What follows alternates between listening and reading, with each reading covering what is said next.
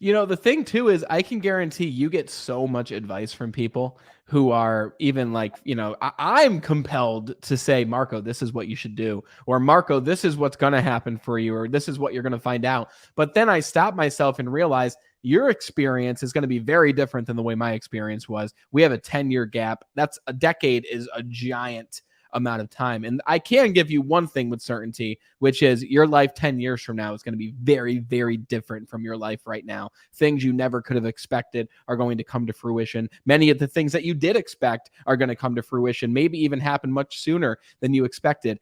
But I'm curious for you because you probably get this a ton because it's fun and it's cool to give advice to young entrepreneurs, young business owners. Like I saw you were hanging out with these guys. You made a post, I think like a week ago, where you have this club that you go to weekly and everyone there is like in their 70s and their 80s. And you've learned about loss through that experience. And, you also learn about humility when an 87-year-old beats you at the game, right? But I'm curious, how do you know when to accept certain advice and when to put it on the shelf and not use it? Like, how do you know when to accept advice from people?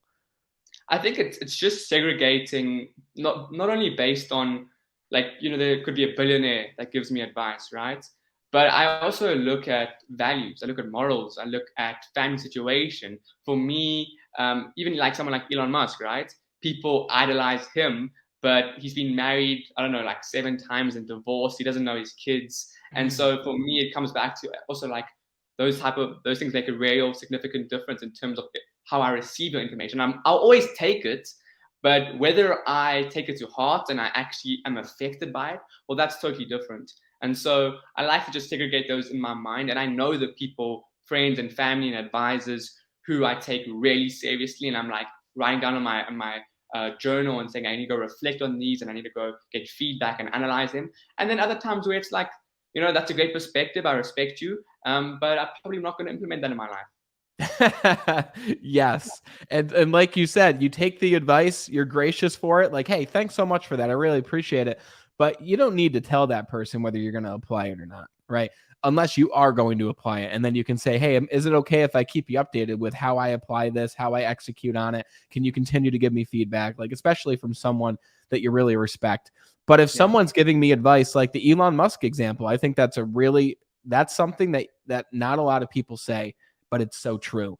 I probably wouldn't take relationship advice from Elon Musk, but I would probably take advice on how to scale a business from 8 figures to 9 figures, or beyond.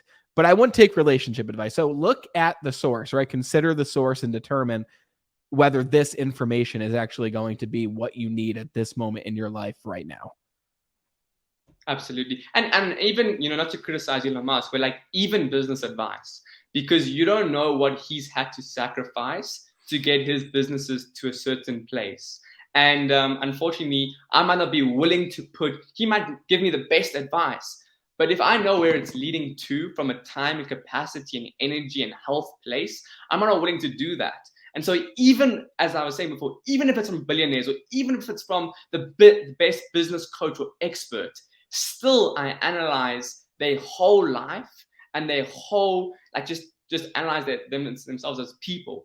And for me, as again, I get, like, as you said, it's very true. Everyone wants to give me advice and everyone wants to help me. Everyone wants to be my mentor, which is great, and I'm so appreciative of it. But at the same time, it becomes hard to break away which information and which advice and which stories and which feedback am I taking seriously.